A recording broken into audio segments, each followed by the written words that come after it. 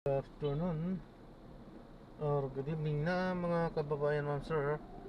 This is Jump, the Filipino channel, ang inyo pong lingkod. So today is December 18, 2025 at tayo ngayon ay papunta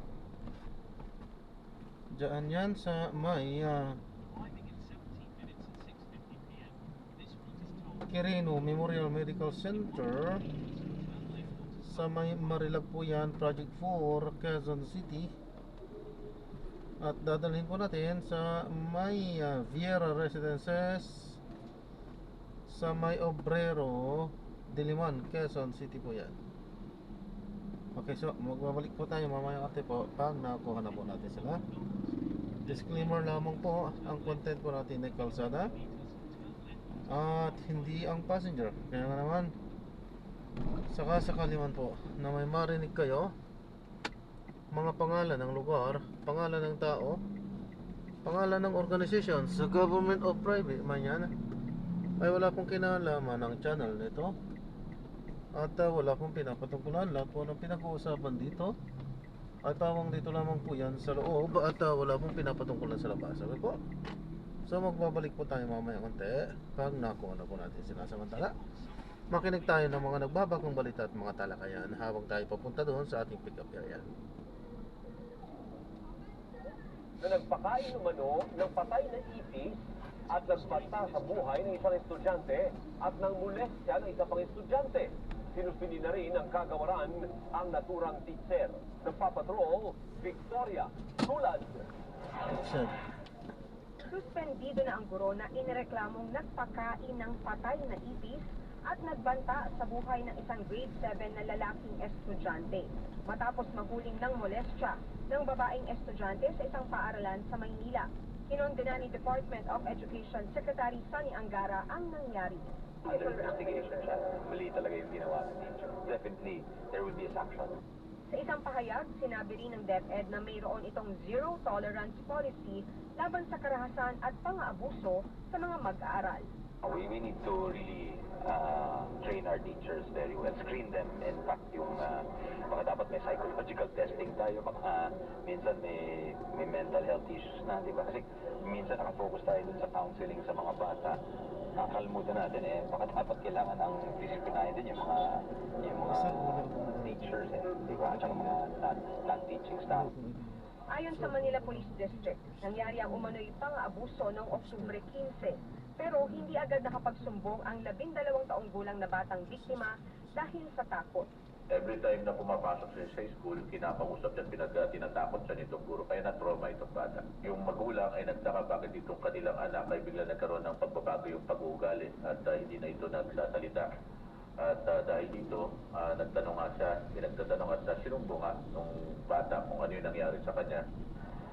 Sabi ni Ines, hindi pa rin tukoy ang pagkakakilanlan ng babaeng estudyante na minolestya umano ng guro. Hindi rin umano ito namukhaan ng nagreklamong mag-aaral. Kaya pakiusap ng PNP sa posibleng iba pang biktima, magsampa na rin ang reklamo laban sa suspect. Meron tayong mga mag-handle dun sa kaso para maitago yung kanilang pagkakakilanlan, proteksyonan itong magrereklamo na ito. Ang DepEd tiniyak na magbibigay ng financial at psychological help para sa mga apektadong estudyante. Una nang itinanggi ng guro ang akusasyon sa paglabag sa Special Protection of Children Against Abuse, Exploitation, and Discrimination Act. Nakalaya ang suspect matapos magpiyansa. Victoria Tulad, ABS-CBN News. Nakausap na ng mga pulis ang manager sa trabaho ng nawawalang bride to be na si Sharon De Juan. Nilinaw din ng mga pulis na bagamat person of interest ang kanyang nobyo, hindi ito nangangahulugan o ang suspect o akusado siya sa pagkawala ng girlfriend. Nagpapatrol, Michael Belizo. Sa kabila ng iba-ibang teorya ng publiko sa social media, lako pa rin ng pulisya na anumang lead o ebidensya kung ano ang nangyari sa bride-to-be na si Sharon De Juan na naglaho ilang araw bago ang kanyang kasal. Possible nga daw na runaway bride. Tinitingnan natin, lahat talaga hindi natin masasabi muna sa ngayon na ganun kasi ang ano natin is kailangan makakuha po tayo ng ebidensya talaga. Very challenging talaga yun. Kasi parang ito pa lang yung case na ganito na wala talagang lead kung saan ka mag-uumpisa. Itinaas na sa 150,000 pesos ang reward money sa makapagbibigay ng impormasyon para matuntun si Dewan. Sinabi sa ABS-CBN News ng nobyo ni Dewan na si Mark R.J. Reyes na may OFW na nagpaabot ng tulong para mapabilis ang paghahanap sa kasintahan. Maging ang manager sa trabaho ni Dewan bilang bookkeeper ay nakapanayam na rin ng pulisya. Wala naman siyang napansing kakaiba sa ikinilos o galing ni Dewan. Pero lumiban siya sa trabaho noong December 4 o ang huling araw niya sa trabaho bago ang leave para sa kasal. Nung time na pumasok siya nung December 4, nagpaalam daw ito accordingly dahil nahihilo siya at saka nasusuka. Then, yun po, wala naman siyang napansin na iba or wala namang insidento sa kanya. Wala namang nababanggit na or kinukwento sinishera na naging problema niya. Itinuturing ng pulisya na persons of interest o POI ang lahat ng nakasalamuhan ni Dewan bago siya nawala, tulad ng katrabaho, kaanak, kaibigan at iba pa. Inimbitahan na rin dito sa Camp Karingal ang manager sa trabaho ng Group 2B bilang bahagi ng verifikasyon sa kanyang mga naunang pahayag. Itinuturing na kasing person of interest o POI si Reyes na nangangahulugan na may hawak siya ng importanteng impormasyon na makatutulong sa investigasyon. Pero hindi ibig sabihin ito na isa siyang suspect o akusado sa pagkawala ni Dewan. Samantala, patuloy ang forensic examination sa laptop at cellphone na iniwan ni Dewan sa bahay bago siya nawala. Posibleng sa Biyernes ay matapos na ang pagsusuri sa mga gadget. Michael Delilo, ABS-CBN News. 7 araw bago magpasko, 75 pamilya ang nawalan ng tirahan matapos maabot sa sunog ang nasa 50 bahay sa residential area sa Barangay Culiat, Quezon City. Ngayong Huwebes ng umaga, nagpapatrol Christopher Sixton. Wala nang nagawa ang pamilya Dumalayan kundi pagmasdan ang natupok nilang bahay at tindahan sa Matsaka Compound sa Barangay Culiat sa Quezon City pasado alas 5 ng umaga ng Huwebes. Ang mas dumurog pa sa kanilang puso ang pagkasawi ng alagang asong si Debsy na anila'y bumalik sa loob ng bahay matapos nilang ilabas. Ano? Natupok. Hindi siya kasama siya para humihingi pa siya ng tulong. Nilalabas na namin yan kanina. Bumalik pa siya. Mabilis na kumalat ang apoy sa magkakadikit na bahay na gawa sa mga luma ng materyales at kahoy. Umabot sa ikalawang alarma ang sunog na nirespondihan ng mahigit 30 fire truck. Pati mga residente tumulong sa pag-apula gamit ang mga balde. Nataranta na po kami nung kaya. Wala na po kami nadala. Diretso na po kami lumabas para makaligtas lang po kami. Naaresto naman ang dalawang lalaki na naaktuang nagnanakaw umano ng copper wires na kasagsagan ng sunog. Tinutulungan lang po namin sila kasi yung bahay na isa, malalaglag na sir. Kaya inilat po namin doon, so pinalubot po namin. Ngayon, na pagkadaan po nila, ayun, sinabihan nila na, yung ba't kayo kumuha ng mark yan? Daanan lang po inaano namin, sir. Para po yung makadaan yung mga ano po. Mga tao po. Pero nagnanakaw pa kayo? Hindi po. Mag-aalas 8 na ng umaga nang tuluyang maapula ang sunog. Inaalam pa ng barangay ang kabuoang bilang ng mga pamilya na sunugan. I-set up muna sila sa evacuation, matingnan yung mga health conditions nila. At oo, tama kasi halos lahat ay nasa Misa de Gallo, papauwi pa lang ng maganap. Kaya pagbalik nila talagang iyakan na ng iyak. Natupok lahat. Hindi ko alam paano ako magsisimula. Paano ko uumpisahan dahil wala kami naisalpas. Nananawagan po ako na nawa matulungan po kami. Ayon sa PSP, nagmula ang sunog sa ikalawang palapag ng isang bahay. Pero patuloy pa nilang iniimbestigahan ang sanhi nito. Christopher Sixton, ABS-CBN News. Lumalabas sa paunang investigasyon ng NBI at AFP na nananatili lamang sa Davao City ang mag-amang suspect sa Bondi Beach shooting sa Australia. Isang buwan bago ang tragedya. Kinumpirma rin ng militar na hindi na nakarating sa Manila, Sulu at Tawi-Tawi ang mag-ama sa buong panahon ng kanilang pananatili sa Pilipinas. Exclusive nagpapatrol Dian Ambrosio. Pinuri ng mga otoridad ang kwarto sa isang hotel sa Davao City, kung saan na malagi sinasagid at nagidakram ang magamang suspect sa pamamaril sa Bondi Beach, Australia. Malinis na ang kwarto ng magamang akram. Subalit patuloy pa rin ang paghahanap ng mga ebidensya at pagkalap ng testimonya ng mga nasa hotel. Sinubukan ng NBI ng humingi ng CCTV footage. Subalit sa paunang investigasyon, walang nakita sa mismong hotel. Either by report na not working or may silang retention na time nila. Kung hindi na siya available ay meron pa rin naman ng mga paraan para ma-trace at na masbaybayan natin kung ano man ang kanilang ginawa doon during those times na nag-stay sila. Ayon sa Bureau of Immigration, isang beses palang bumisita sa Pilipinas sa mag-amang Akram. At ito ay noong November 1 hanggang 28. With the duration, no? Yan yung inaalam ng mga natin, ng mga kasama natin, ano ang naging purpose nila doon, sino ang mga nakasalamuhan nila doon, at talaga bang particular na pinili nila itong lugar ng Davao. Sa ginawang backtracking, kinumpirma ng AFP na hindi nakarating sa Basilan, Sulu at Taos-Taos.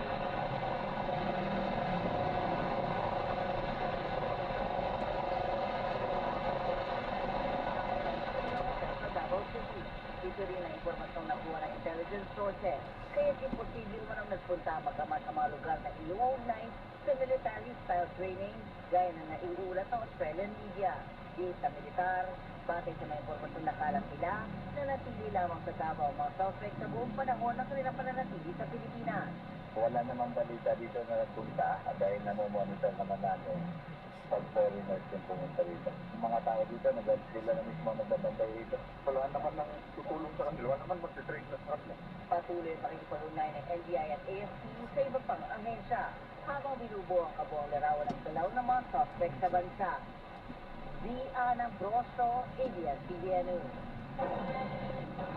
Natanggap na ng ilang OFW ang balikbayan box na matagal na nilang itinadala sa Pilipinas. Kasunod ito ng anunsyo ng Bureau of Customs na i-deliver na nila ang mga abandonadong balikbayan box ng libre ngayong Pasko. Nagpapatrol, Jackie Pascual. Hindi makapaniwala si Michelle nang makita ang kanyang balikbayan box. August 2023 pa ito inadala mulang uwi, pero hindi natanggap ng pamilya. Nakauwi na anya siyang lahat, wala pa rin ang balikbayan box. Hindi ko po inaasahan na tuwi na makukuha ko kasi. Kumbaga, biruin mo po magkano rin po halaga nito. Makita ko man lang yung kahit paano pinagpagura ko. Pero ngayon, inanunsyo ng Bureau of Customs na i-deliver nila lahat ng mga tinatawag na abandoned balikbayan box. Ayon kay Customs Commissioner Ariel Nepomuceno, posibleng umabot sa 130,000 na mga balikbayan box sa loob ng 144 na container van ang libreng ipapadala nila sa mga pamilya. Natenga ang mga ito sa warehouse ng 8 buwan hanggang 2 taon dahil sa kapabayaan ng ilang pribadong kumpanya o yung mga deconsolidators. Pinagkatiwala nila doon sa tinatawag na mga consolidators, 11 yan. Pagdating sa Pilipinas, yung kanilang mga kapartners na deconsolidators dito sa Pilipinas ay hindi binayaran ang shipping charges, taxes and duties. Karamihan sa mga balikbayan box ay galing sa Middle East, kaya masaya rin ang maraming OFW. O nakakatulog po ng puso, stress. Yung ibang kasamahan ko po, hindi na nakakapagtrabaho. Dugot pawis po ng bawat OFW po ang nilalagay sa balikbayan box na yan. Ayon sa BOC, inaprobahan ni Pangulong Marcos ang dagdag budget na higit 30 million pesos para sa libreng delivery ng mga balikbayan box sa buong bansa. Itong 3 sa mahigit 100 container van na naglalaman ng mga abandonadong balikbayan box. Ayon sa Bureau of Customs, sisikapin nilang ma-deliver ito door-to-door sa mga pamilya ngayong Disyembre hanggang sa Enero. Kakasuhan din ng BOC ang mga kumpanya na sangkot sa kapabayaan ng mga balikbayan box. Kapag sasampa ng demanda doon sa nagkamali dito sa deconsolidators, pare-pareho silang managot upang huwag maulit ito. Posibleng expired na ang ilang padalang pagkain. at hindi nakasya ang mga sapatos. Pero para kay Michelle at sa OFW, masaya na rin kasi may dagdag na regalo sa pamilya ngayong Pasko. Jackie Pascual, EFCN. Nag-inspekto na ang Department of Transportation, Land Transportation Office at Metro Manila Development Authority sa mga terminal ng MOVE sa EDSA bilang paghahanda sa inaasahang bansa ng mga pasaherong uuwi sa kani-kanilang probinsya ngayong Pasko. At live mula EDSA Cubao na nakakatol si Jervis Manahan. Jervis, marami na bang bumabiyahe pa uwing probinsya? Yes, meron na tayo mga kapamilya na nagsimaaga ng iuwi sa kanilang mga probinsya. Yan yung mga maaga na natapos sa kanilang mga trabaho, kaya maaga rin na nakapagbakasyon. Sa ngayon ay meron pa namang mga tiket dahil sa weekend pa inaasahan ang punto ng mga pasaherong uuwi para sa probinsya pagpasok.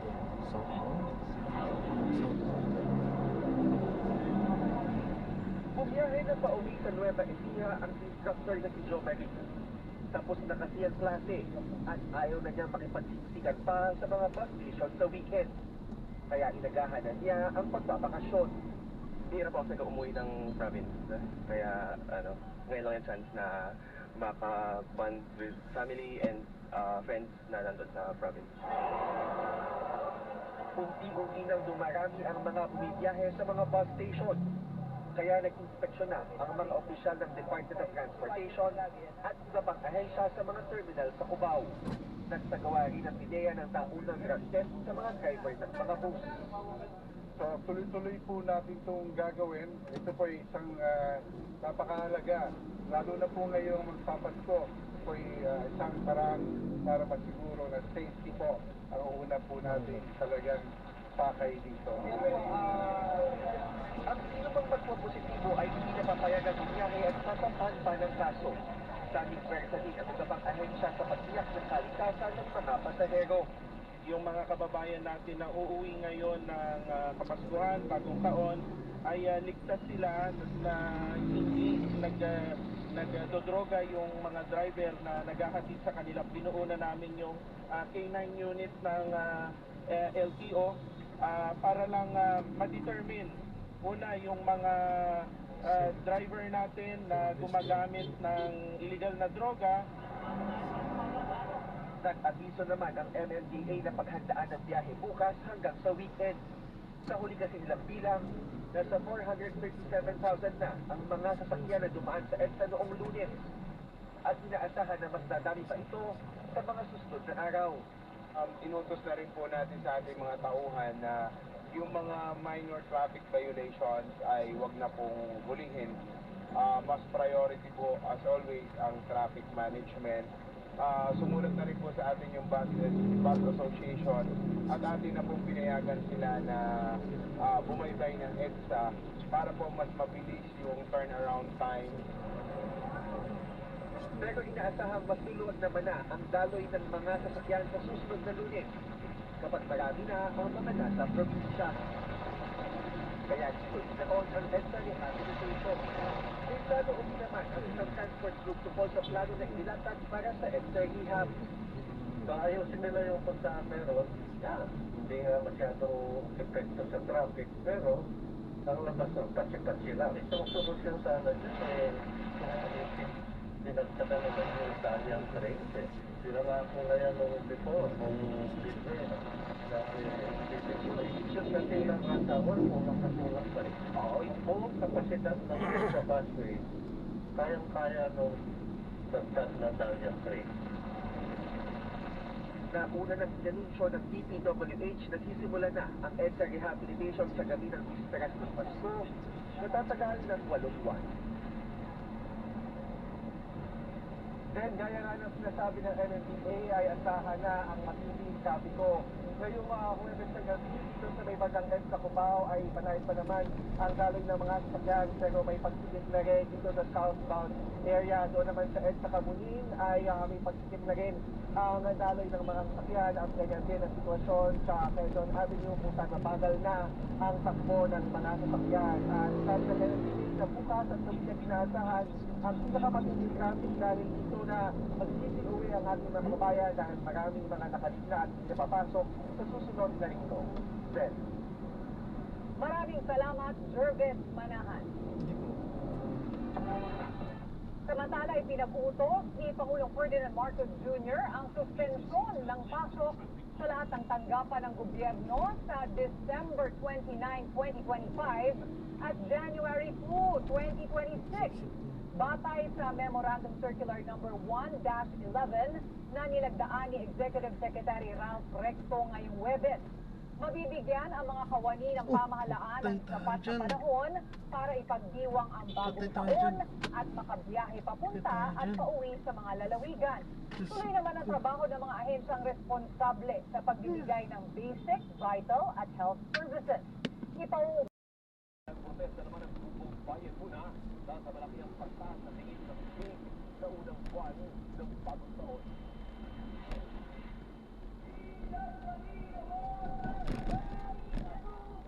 Kinalampag ng grupong Bayan Muna ang tanggapan ng Maynila ng Manila Water. Ipiprotesta ng grupo ang nakatakdang dagdag singil ng tubig simula Enero 2026. Mas malaki ang dagdag singil ng Manila Water dahil mas malaki na ang sewer coverage nito kumpara sa Maynilad. Hindi naman tumataas na substantial ang sahod ng mga manggagawa. Ang presyo ng mga bilihin, ang inflation, ay tuloy-tuloy na tumikirin. So obviously, hindi na kaya ng taong bayan ito. Walang magawa ang mga ordinaryong consumer kung hindi dumiskarte para lang may pampayag sa mas mahal na tubig. Pero ang mga maliliit at malalaking negosyo, ipapasa lang sa kanilang produkto ang anumang dagdag sa tubig. Gaya ng water refilling station na ito na ang tubig ay galing sa Manila Water ang gamit. Ngayon, nasa 35 pesos ang kada lagayan pero pwedeng maging 40 pesos na ito sa January. Magtataas po kami. Wala kami magagawa po. Mataas ng tubig ngayon. Ang maliit na karinderya ni Daisy sa Pultin ng mas malaking dagdag singil dahil kabilang ito sa semi-business rate. Kaya ang kasalukuyang 75 pesos na ulam at hanin baka kailangang itaas na sa susunod na linggo. Wala tayong magagawa. Kailangan talaga magtaas. Kaya po ang mangyayari. Sa datos ng FWSS Regulatory Office, nasa piso hanggang 3 pesos kada cubic meter ang dagdag singil ng Maynilad sa mga semi-business, commercial at industrial users simula Enero 2026. Sa Manila Water, 3 pesos hanggang 7 pesos per cubic meter ang imamahal sa semi-business, commercial at industrial users na habang lumalakas ang konsumo, lumalaki rin ang dagdag singil. Sa isyu pa rin ng tubig, nakiusap ang alkalde ng San Fernando, Pampanga na hayaan ang kanilang water district na pumarang sa joint venture sa Prime Water. Kahit ibinenta na sa kumpanya ni Lucio Po ang Prime Water, mas kampante ang mayor ng water district na lang ang hahawak ng water supply ng syudad. Palayain na po nila kami, nagmamakaawa po kami sa kanila para po wala na po arbitration, wala na po demandahan, kasi po pag umabot pa sa arbitration, demandahan, alam niyo naman po, wala naman po kami ibubuga sa ganon kung hindi lang po yung pinaglalaban namin. Samantala, may namumulong malaki-laking rollback sa Petrolio sa Martes. Sa unang 3 araw ng trading, may piso na ang natapya sa bentahan ng langis sa world market pero may natitira pang 2 araw ng trading. Nakikita natin na pwede po mag-itaang presyo dito pero saka po mag-super din yung the following day. So nakikita pa rin po natin na talagang malaki pa rin yung bago ng pinaka-product pa ito for good product. 2 linggo bago matapos ang taon, nasa mahigit 20 pesos pa rin ang net increase sa diesel at gasolina. Ibig sabihin, mas marami at mas malaki ang naging sipa sa presyo kumpara sa rollback dito sa Pilipinas.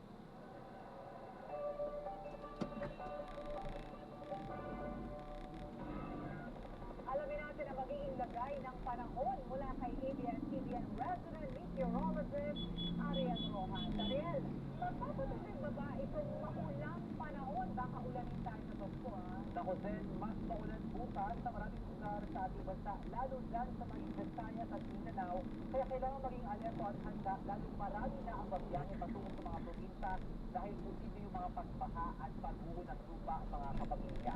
Wala pong sama ng panahon, pero itong maalinsangang at yung Intertropical Convergence Zone o ITCZ na salubungan ng mga hangin mula sa northern at southern hemisphere ang magpapaulan bukas dyan sa southern Luzon, Visayas at Mindanao. Patuloy namang iinit ang papahinang amihan dyan sa northern at central Luzon at ngayon kung Webes ng umaga, bahagyang tumaas ang temperatura sa lugar sa northern Luzon. Ibitas na talang lamig dyan sa may Baguio City, 17.1 degrees naman sa Trigan Benguet at 17.8 degrees Celsius sa Kasimuran, Aurora. Sa rainfall forecast ng The Weather Company para bukas December 19, Biyernes po sa Luzon sa umaga, may kaunting pagulan sa bahagi ng Quezon at Oriental Mindoro at maulan din dyan sa Maguyan Island. Tanghali at hapon, mas mararamdaman yung light to moderate rains sila ng amihan tungkol sa Cagayan Valley at Cordillera at hapon hanggang pagsapit ng gabi, mauna naman sa bahagi ng Pamisulan sa ng Romblon. Sa Palawan, dahil sa ICDC, maulan sa gitna at tigugang bahagi ng probinsya, umaga at tanghali, mababawasan yung ulan sa hapon pero lalakas muli yan bago sumamit ang gabi dyan po sa southern Palawan. Sa Visayas, umaga magsisimula ang maulang panahon sa eastern at central Visayas at may kalakasan po ang buhok sa ulan bandang tanghali sa Leyte provinces at gayon din sa probinsya ng Bohol. Pagsapit ng hapon, buong Kabitayan na ang uulanin at yung malalakas na ulan dyan po yan sa probinsya ng Cebu.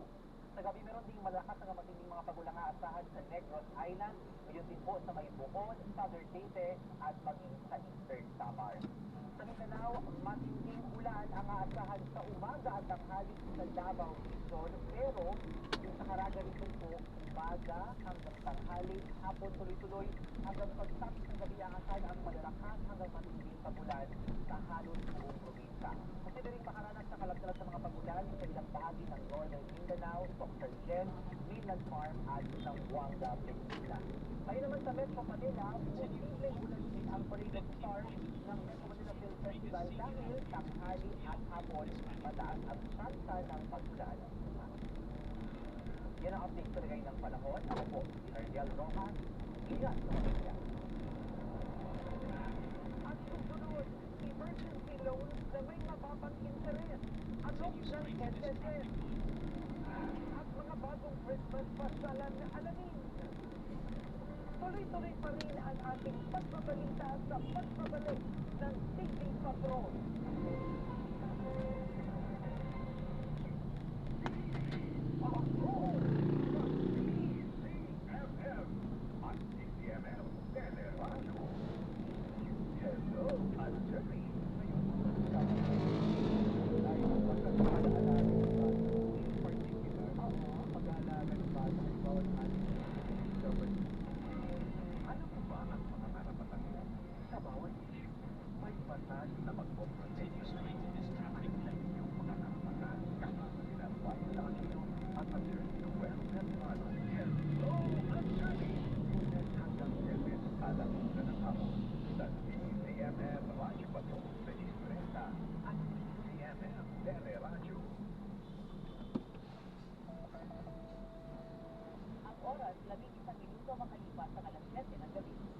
Ang oras na ito ay hatid sa inyo ng Gcash.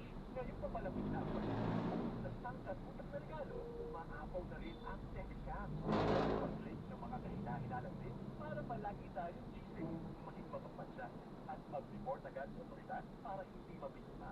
Huwag hayaang sirain ng scammers ang tuwa ng pagbibigayan at pagmamahal.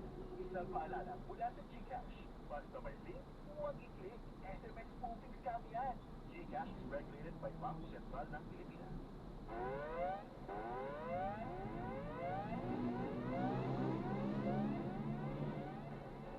Tanggap po tayo ng pag-uulat mula sa ating Radio Patrol. Chinese na wanted sa kanilang bansa dahil sa self-fraud, arestado naman ng Bureau of Immigration sa Intramuros. Narito ang balitang kumpirmado, sigurado mula Maynila, Radio Patrol, Bert D. Sonberg.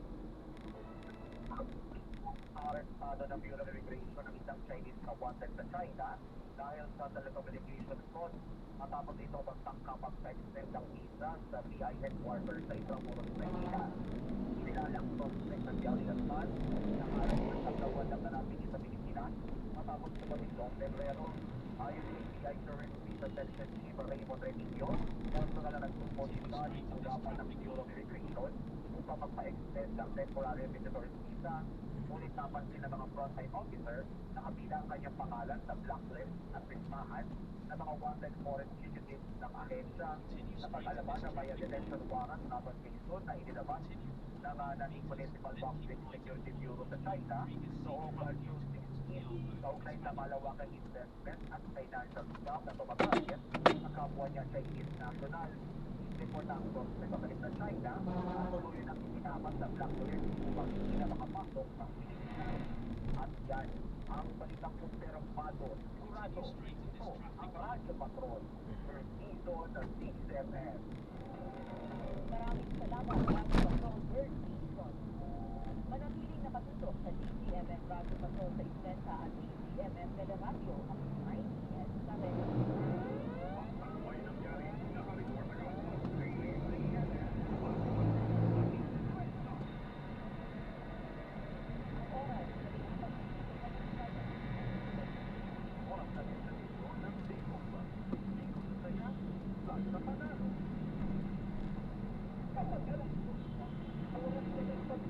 Ang kaagapay ng bawat industriya kung kapos sila sa budget at hindi makapagpakonsulta sa disappointment Lenny. Ayun na yun na! Amin pong pupuntahan po on Wednesday morning po. Hello, narinig po ba yun? Pupuntahan na daw kayo. Kasama sila Tita Winnie Cordero at Doc Eric. Lunes hanggang Viernes sa DCMM Radyo Patrol sa Iskwenta at DCMM Teleradyo. TV Patrol sa DCMM at DCMM Teleradyo.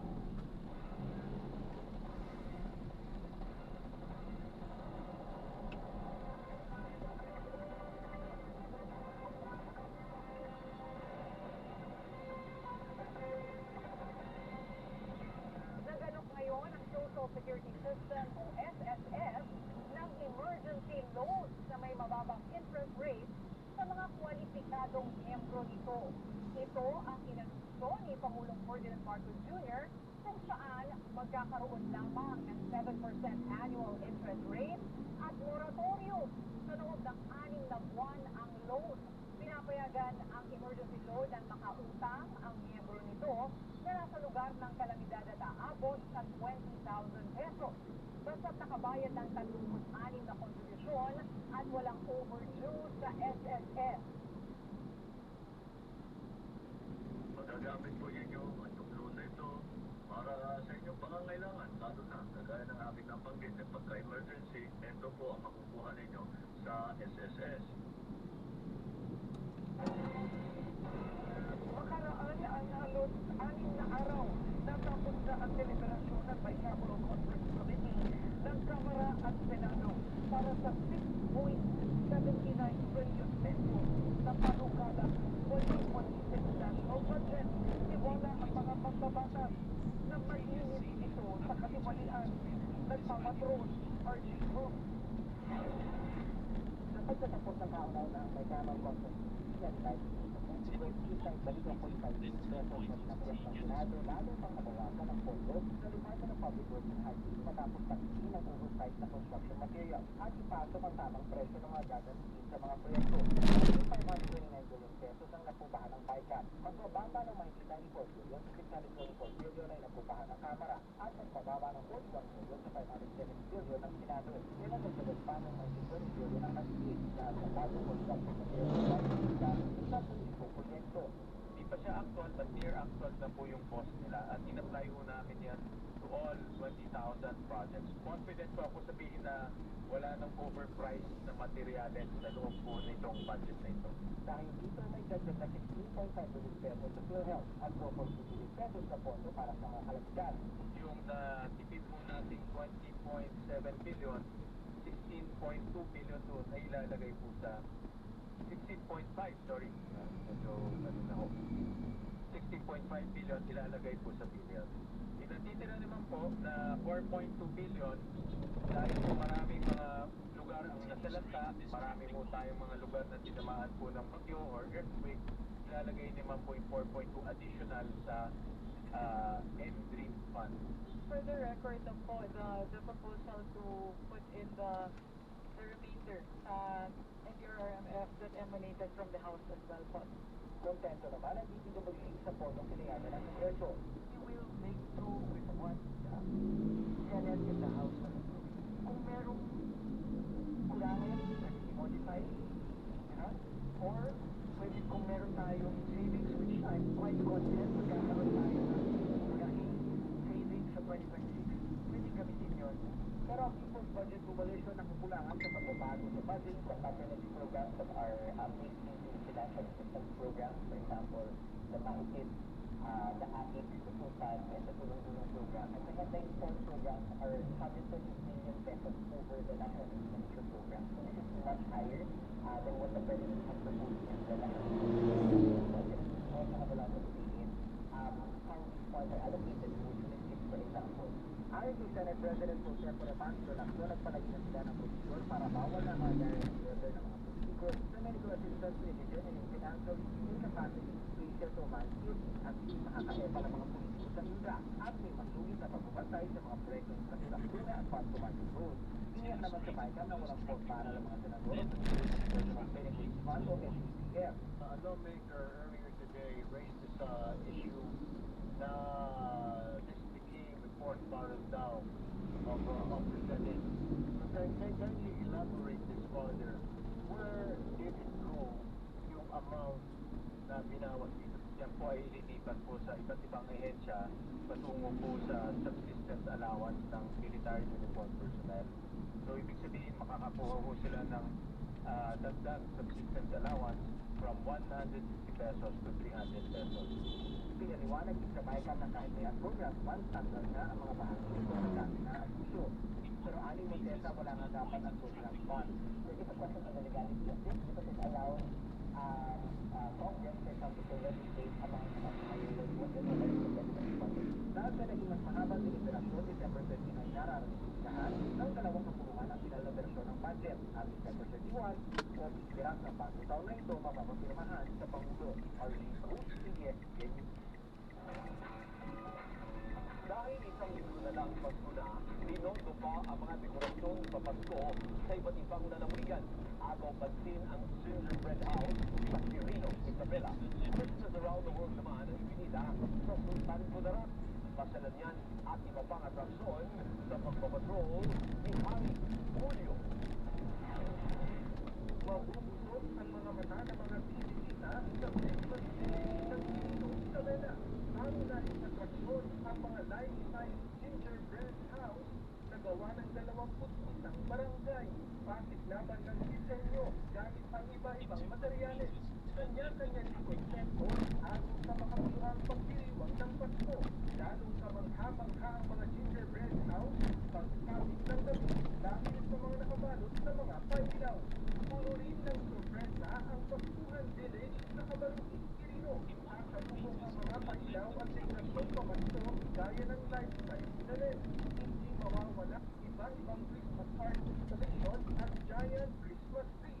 Highlight din ang fireworks display na ayon sa pamahalaang panlalawigan ay isang paraan para ipamalas ang masiglat masaganang Pasko sa kabila ng pinagdaan ng mga kalamidad.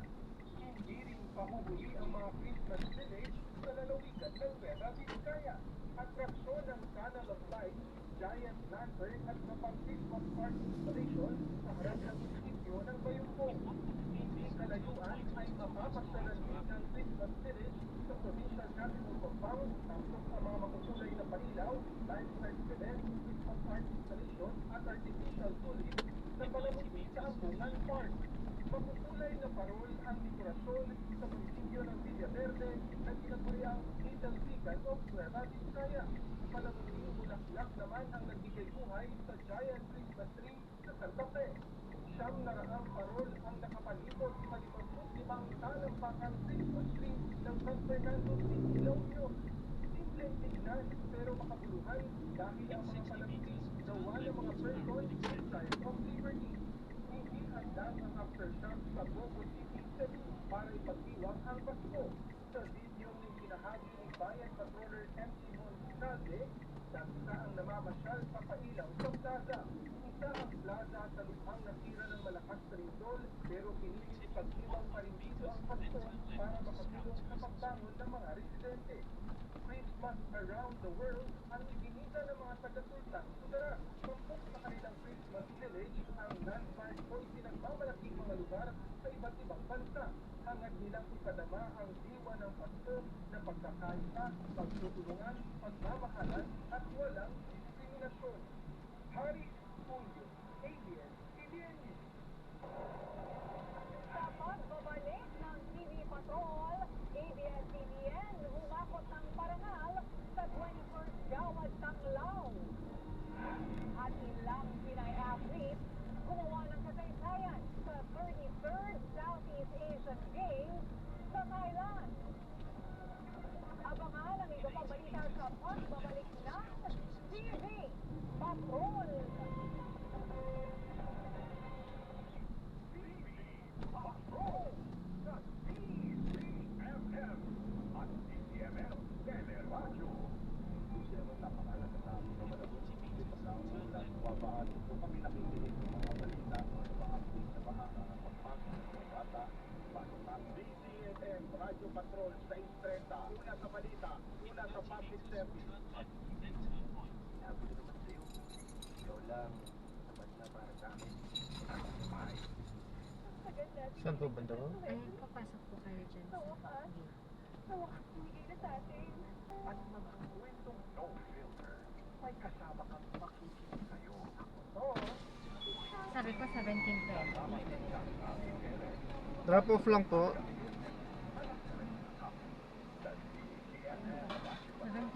17:20. 17:20.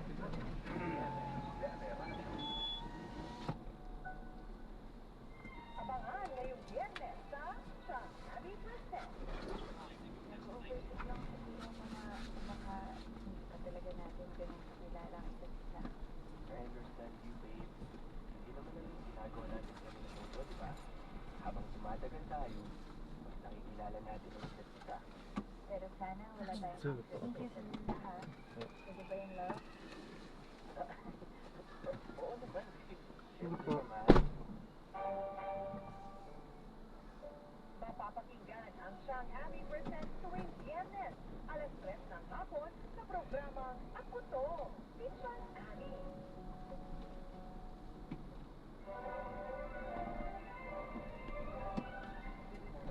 Panalo ang hapon mo mula Lunes hanggang Biyernes. Balikan ang mga kwento ng nakaraan sa RMA Tanang DZMM. Alas 12:30 ng hapon, alamin ang mga karapatan at batas ng pagprotekta sa inyo dahil Law Attorney kasama ni Attorney Noel Salvado at Wanda Aquino. Alas 1 ng hapon, agarang aksyon ngayon ang hatid naman nila Tita Winnie Cordero at Doc Dennis. Alas 2 ng hapon, at pag nararamdaman, pwedeng ikwento yan dahil ako to, si John Abby. Alas 3 ng hapon, updated ka pa rin sa mga balita mula Luzon, Visayas at Mindanao sa Headlines sa hapon. Kasama si Tony Velasquez, alas 4 ng hapon. Aalamin ang iba't ibang pananaw ng eksperto at taong bayan sa ACM. Alas 5, kasama sila Sandro Ochoa at Maan Pakapagal, alas 4:30. Masusing tatalakay ng lagay ng ating bansa sa issues natin. Kasama si Tony Velasquez, alas 5:30. Maghahatid ng mga nagpapagang balita at walang sawang maglilingkod ang TV Patrol, alas 6:30. Pumunang sigla ang inyong araw kapag nakatutok sa DZMM Radio Patrol sa 6:30 at DZMM Teleradyo.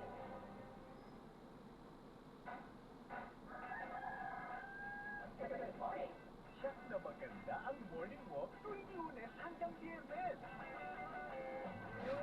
Bunga ng maiinit na mga balita hatid ng Radio Patrol Balita alas 4. Kasama sina Robert Mano at Steve Brad.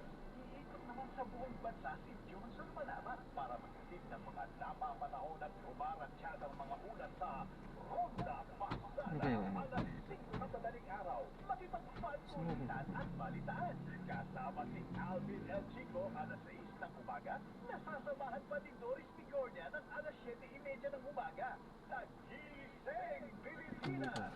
Pakinggan ang mga napapanahon ulat ng Radyo Patrol Balita. Ay, ayan, so na-drop na natin sila. Maraming salamat po sa panonood.